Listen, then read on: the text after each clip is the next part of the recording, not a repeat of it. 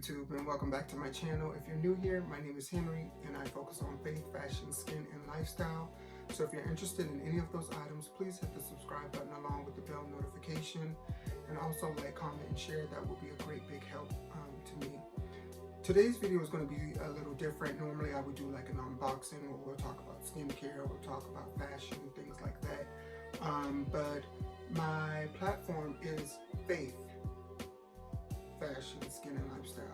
I've touched on a little bit of the other things, but I haven't talked about faith, and I think that that's very important to talk about. This video might be all over the place, so I apologize in advance. However, I don't know how this video is going to go. I don't know if I'll be emotional or not. I may or may not, so forgive me again.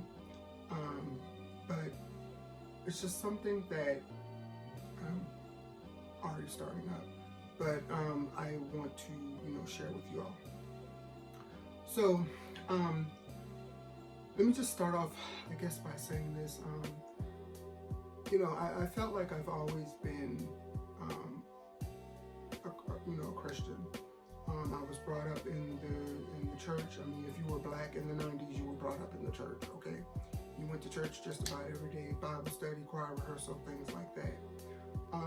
But as we get older, we tend to branch off, and we, do our own little thing or whatever. And we think just because we go to church, we're automatically a Christian. And really, that's not, how that works.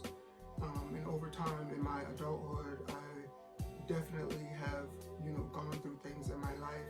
And God has definitely been there by me, and sometimes we don't even know. We kind of take that for granted. We think we're invincible. We think that we're the ones that are the ones that are protecting ourselves, so to speak. But anywho, with everything that's going on today, the devil really does not want us to live. He doesn't want us around. He doesn't care about you. He doesn't care about me. And I know that from, previous experiences. Recently, so just a little background, I had lost my job due to COVID. I was working for a software company, and I was out of a job from basically April of 2020, and I went on unemployment. And I was, searching for a job, but while searching for a job, I've also been working on this project, and I'm not ready to share with you guys just yet, but I've been working on this project, and I figured that was the best time for me to work on this particular project since I'm not working, because it's hard to work on this project and work full-time. But anyway, I had recently started working again at one of my previous employers. In February, I said, well, let me just bite the bullet and let me just go back and do what I need to do to make ends meet. And so I started working, the job or what have you, and it was going good. I felt like I was doing well on the job. However, the manager, or not the manager, the person that was training me, she was just trying to give me a hard time. I don't think race had anything to do with it. I just felt like she just was being, for no reason or what have you. And I just, but anyway, so February, South Carolina, we are in that winter stage or what have you. COVID's going around, whatever. I started developing this cough, and I really just thought that it was, a cold or whatever. And before you know it, it just got like really, really bad, to the point to where I couldn't breathe, and I was going to work. It was hard for me to get up. I was coughing. I would try to go to bed really, really early so I can get enough rest, so that way I can be able to perform at work. I was taking the NyQuil and DayQuil, sucking on Halls, things like that. And so anyway, I came into work one morning, and I was clocking in, and my manager was like, "Hey, Henry, let me come talk to you or whatever." So she wanted to come and talk to me, and while we're walking back to the back, she was like, "You don't look good." She was like, "Are you okay?" I said, I said her name, and I said, "I'm not feeling good." I said, I feel like I can't breathe, and I'm tired. I can't even breathe when I talk. I have to like, it's almost like an obese person. Sometimes they have to take breaths in between, their sentences. And so, anyway, the manager was like, "Well, you need to go get tested to see if you have COVID or whatever." And then we discussed this whole thing about with the girl or the supervisor, whatever you want to call her, that was over me at the time, basically trying to give me a hard time. She basically was trying to throw me up under the bus, basically. But anywho, so I went to a urgent care, and I just went to go, get tested for COVID to see what was going on. They drew blood and different things like that, and then I ended up finding out that I had pneumonia in my lungs, double pneumonia. And so I didn't know,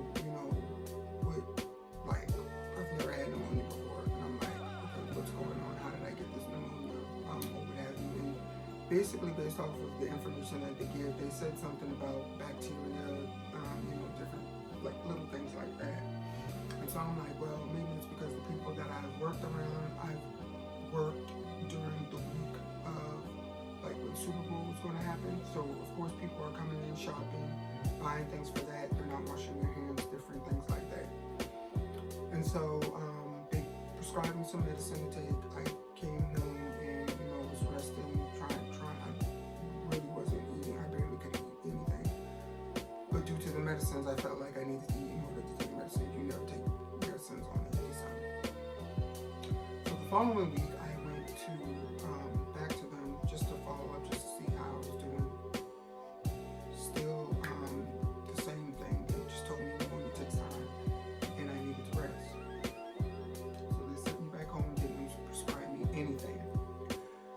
And so what ended up happening was I got a phone call, and they said that I needed to go to the ER because they said my creatinine level was really, really high. So the creatinine has to deal with your with the kidneys. So we went to the ER, and I got admitted.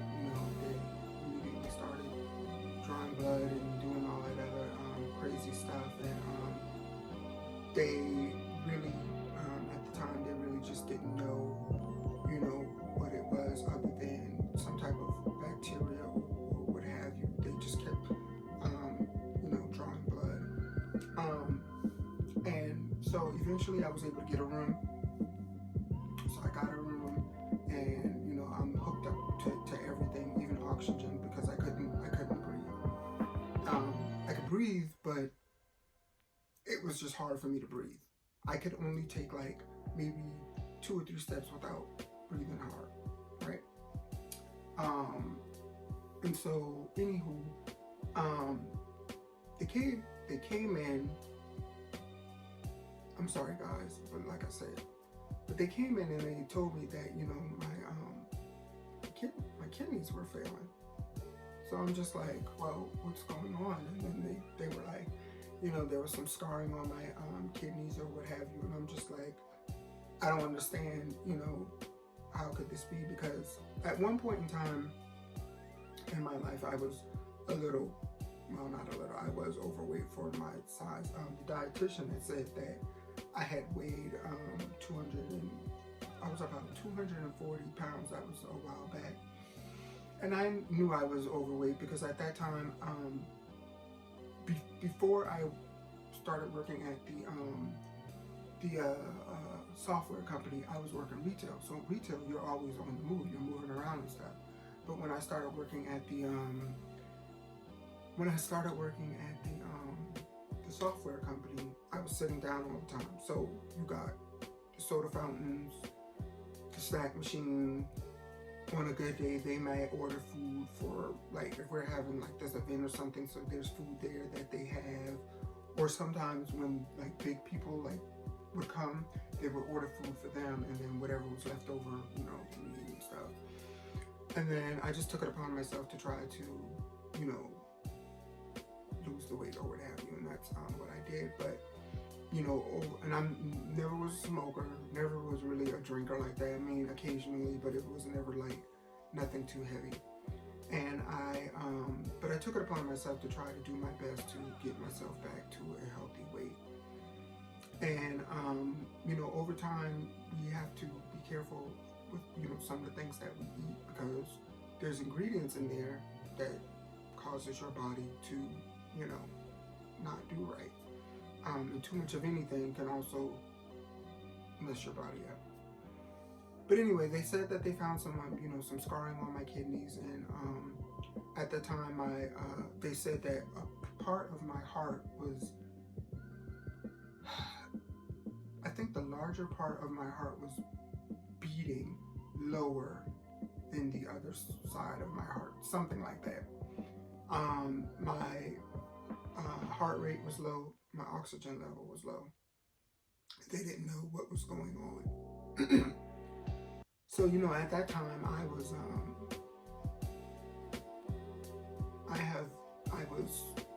devastated, you know. When I think of pneumonia, you know, I think of death. And I thought I was going to die. And so,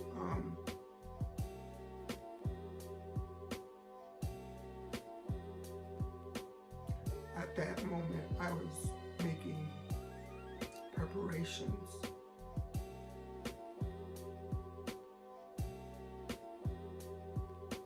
for my death.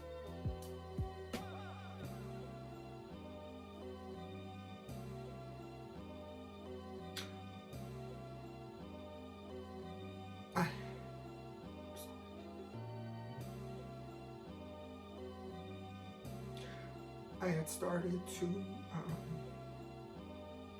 know, tell certain people, you know, some of the stuff that I have, I wanted them to have.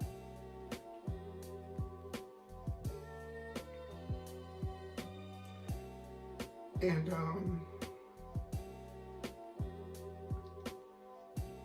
I had told my mom that I wanted them, my parents, you know, to be my beneficiaries. So I had called, you know, the life insurance people that I had been with, and I told them that, because first I had my mom as my beneficiary, and I told them I need another form so I can put my father down as a beneficiary.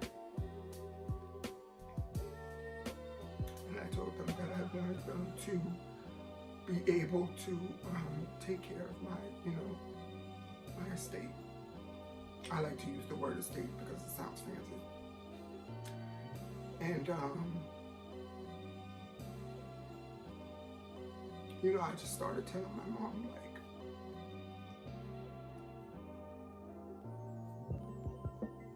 any of my clothes, because, you know,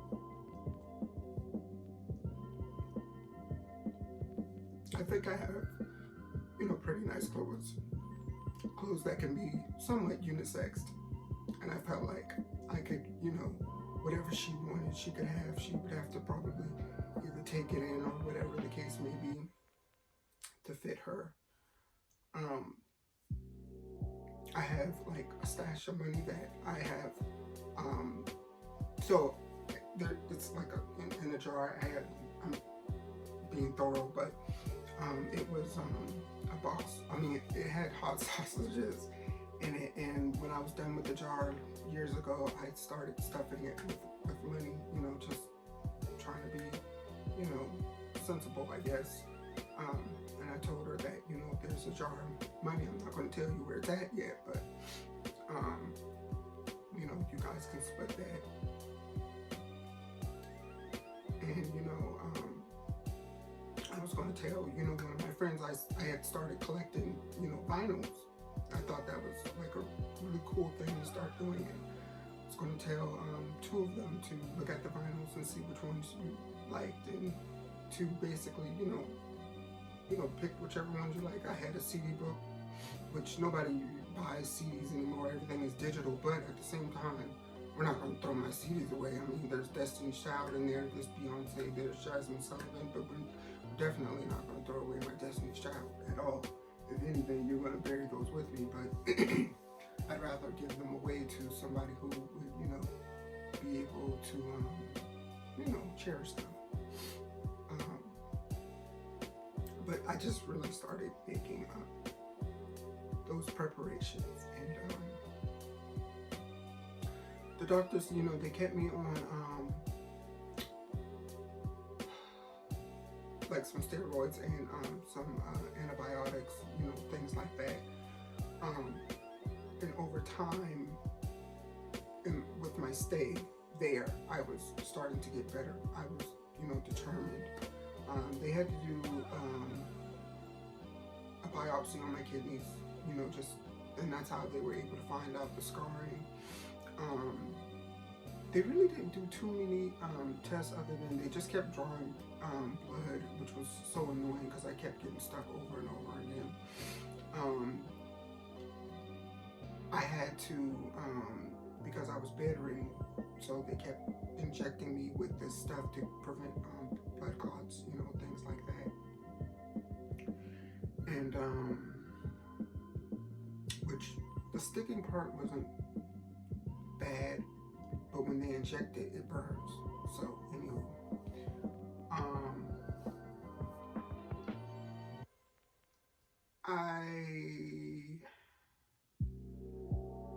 what else? I really didn't get any rest because, you know, they were in and out of the the room.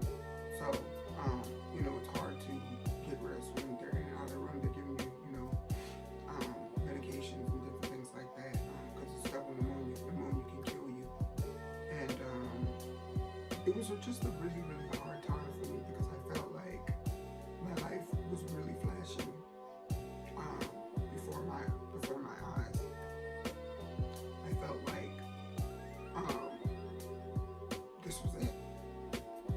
I've done all of this work over the years, and now my life is ending at 31.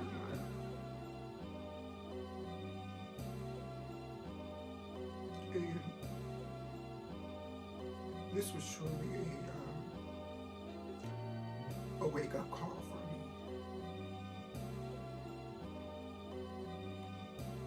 Because we can't take life for granted. We can't. We do, but we can't. One day you're here, the next day you are gone. Most people don't even know where they're going when they die. People probably think that, you know, and I'm just going to use me as an example. But I know when people see me, they see me, you know, as a good person. They think that, you know, oh, you know, they know I'm not perfect. Nobody's perfect. But they see me as a good, you know, generous person, things like that. And they probably think I'm going to heaven. But, you know, that's really not how this works. You know, going to heaven isn't about, you know, what you did on earth. I mean, it is in a way, but we have to accept the Lord and Savior. I mean, we have to set Jesus as our Lord and Savior. That's why, you know, that Bible verse, John 3:16, you know, it says nobody can come to him except through Jesus, which means we have to accept Jesus before we can get to God.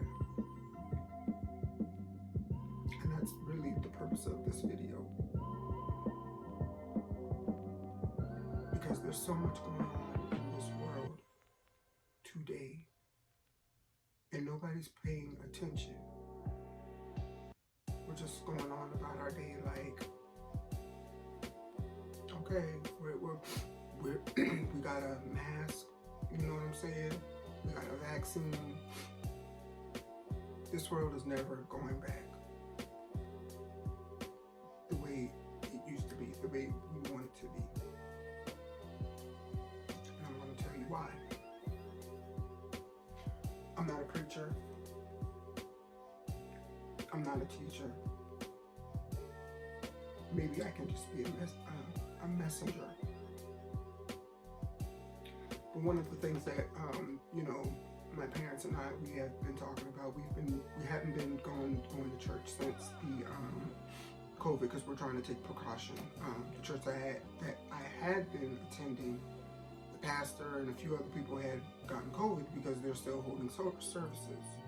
I'm not trying to be funny or anything like that, but I just feel like do it online. But that's just me. But one of the things that we have been discussing is about the last days. And the last days are definitely near. And there's a scripture in the Bible that talks about the last days. And it's 2 Timothy. I guess you can start at 2 Timothy 3. And in my Bible, the headline says, Godlessness in the last days. And I'm going to read to you what it says. It says, but mark this, there will be terrible times in the last days. People will be lovers of themselves, lovers of money, boastful, proud, abusive, disobedient to their parents, ungrateful, unholy, without love, unforgiving, slanderous, without self-control, brutal, not lovers of the good, treacherous, rash, conceited, lovers of pleasure rather than lovers of God, having a form of godliness but denying its power. Have nothing to do with them. They are the kind who worm their way into homes and gain control over weak-willed women who are loaded down with sins and are swayed by all kinds of evil desires, always learning but never able to acknowledge the truth. Just as Jannes and Jambres, if I'm mispronouncing, opposed Moses, so also these men oppose the truth, men of depraved minds, who, as far as the faith is conceded, are rejected. But they will not get very far, because, as in the case of those men, their folly will be clear to everyone. These past few weeks, or months, and maybe a few years, there's a lot of the stuff that was explained in this chapter has been going on. There are the terrible times. We had a terrible year, 4 years with Trump. We have all of this police brutality that's crazy. The protesting, that's crazy. We got a lot of killings, outside of the police brutality and stuff that's going on. That's crazy. We got people, like they said, lovers of themselves, lovers of money, boastful, proud, abusive, disobedient to their parents, ungrateful, unholy, without love, unforgiving, slanderous, without self-control, brutal, not lovers of good. There's a lot of lawlessness going on. I don't understand why, for example, Miami was the way it was. Nobody could control that. I don't understand why the Trump supporters did what they did to the Capitol. That's lawlessness. We got a lot of these celebrities out here, and it's not even the big celebrities. It's mainly those Instagrammers and those internet people that are making it seem like life is so good because of the money and different things like that. And I think a lot of people need to understand that this money cannot save you. It can't save us from anything. We think money, can help, and it can, but at the same time, it's the root of all evil. unfortunately. I'm not going to be too long, with the video, but I just wanted people to kind of hear me out, because this was a humbling experience for me. And I don't want anybody to leave this earth without accepting Christ. Because if you don't accept Him, unfortunately, there is no place for you in the kingdom of heaven. See, the thing about it is, we all have sinned. I have sinned. But because I know that God is a forgiving God,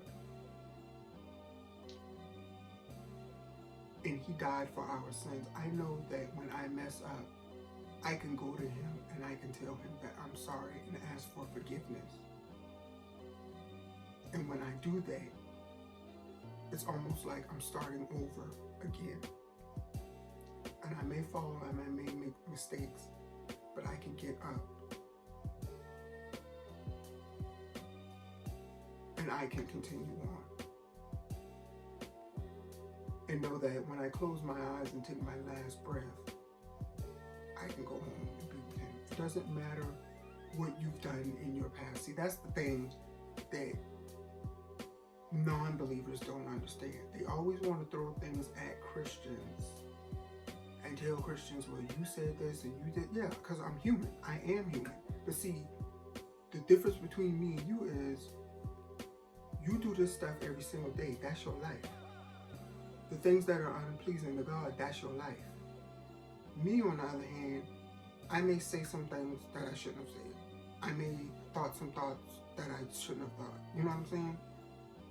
But see, when you stay grounded and you let God guide you, you don't got time to be thinking about them things. You don't got time to be saying them things. You don't have time to be doing those things. Because God's going to be right there to tell you, hey, don't do that. Don't say that. Don't even think about that. So, with that being said, I would like to open up an invitation. I don't know where you're at. You could be in your car with a gun to your head. You could be home watching TV. You could be, I don't know, in the streets. I don't know where you are, and it really doesn't matter. But I hope that this video touches somebody. And I hope that you will take this opportunity to accept Jesus as your Lord and Savior. The road is not going to be easy. And I'm telling you that right now. That road is never ever going to be easy. But what I would hate for is that the devil gets a hold of you and make it seem like everything is glorious, and then you hit rock bottom. Then you really gonna be in a rut. So then you gonna be trying to figure out how you gonna get this done and that done. All your friends done left you. Your family don't want to deal with you. There's nobody else left but God. So I hope you accept this invitation and say this prayer with me. And just say, Lord, thank you, God, for waking me up this morning to see another day. Father, I ask you to forgive me of my sins. Forgive me, Father, for the things that I've done. But I also ask you, Lord, to come into my life and be my Lord and Savior. For I do believe you have died on the cross and you have risen again to be with your Father. Lord, that's what your word says. And because that's what your word says, I believe it. And so, God, I accept you into my life for you to be my personal Lord and Savior. The road is not going to be easy, but I trust you. Thank you, God, for my life. And thank you, God, for accepting me. In Jesus' name that I pray.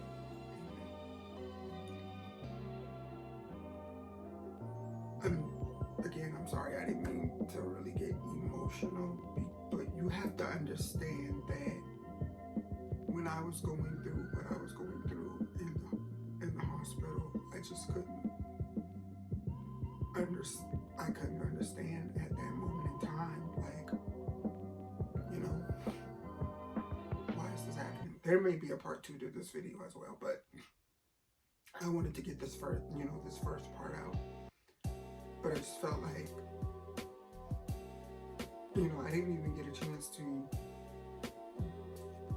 I felt like I wasn't done doing, what I really wanted to do in life, and I didn't want to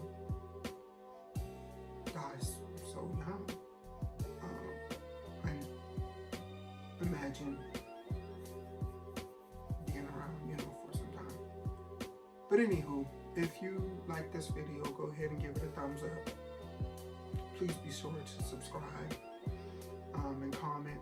Follow me on Instagram at @TheOfficialHenry_Guyon, and that's the official Henry, and then Guyon, Guion. That's all one word.